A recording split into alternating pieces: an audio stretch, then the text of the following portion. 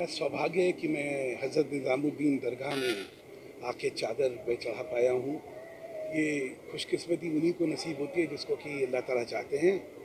मैं बहुत ही खुश नसीब महसूस कर रहा हूँ आके सबकी सलामती की शुभकामनाएँ कि मैंने मन्नत मांगी है और मुझे विश्वास है कि पता है कि अच्छाई जो है उसके सामने कुछ भी आ जाए, कितने भी तूफान आ जाएं, अच्छाई की जीत होती है। अच्छा हर एक संत का, हर एक महात्मा का, हर एक मौलवी का, हर एक धर्म का एक ही संदेश होता है, अच्छाई का संदेश होता है। और देश में वही संदेश जो है वो कायम रहेगा। मुझे इसमें चिंता नहीं लगती। जो है वो जिसको अंग्रेजी में कहते हैं एक लेजेंड है हिंदुस्तान की संस्कृति के लिए। उनकी उनकी कही हुई और उनकी लिखी हुई चीज़ों को पढ़ के ही तो हम लोग सब बड़े हुए हैं। तो उनके प्रति जो श्रद्धा और जो समर्पण का भाव है वो अद्वितीय है।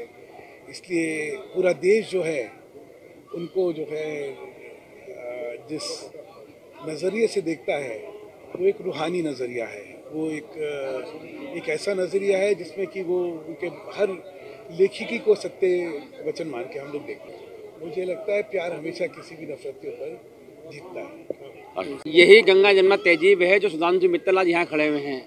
आपको इसको बड़ा चला के दिखाना चाहिए कि गंगा जमुना तहजीब यही है, यही प्यार मोहब्बत, यही हिंदू मुसलमान सब कुछ यही है। तो आप लोगों को भी, मीडिया वालों को भी अच्छाई को ज़्यादा दिखाएं और बुराई को पर्दा डालें। आप अच्छाई दिखाएं ज़्यादा, बुराई को पर्दा डालें। और यही गंगा जमुना तहजीब, यही मोहब्बत, यही प्यार, यही हिंदुस्तान है। देखिए, आज जो है मुझे बहुत खुशी हुई है कि आज मेरे बड़े भाई सुभाष मित्तल साहब दरबार शरीफ के अंदर आए, हज़रत के आसानी के अंदर। और हज़रत ख्वाजा अबुल हसन हज़रत अमीर खुसरो का ऊँट चल रहा है 718वां। और जैसे मैंने अभी भाई के लिए दुआ करी है, आपके लिए, आपकी फैमिली के लिए और पूरे अपने हिंदुस्तान के लिए, पूरी दुनिया में जितने लोग हैं सबके लिए दुआ करिए कि अल्लाह ताला सबको सलामत रखे, सबको सेहत दे, तंदुरुस्ती दे परवरदिगार।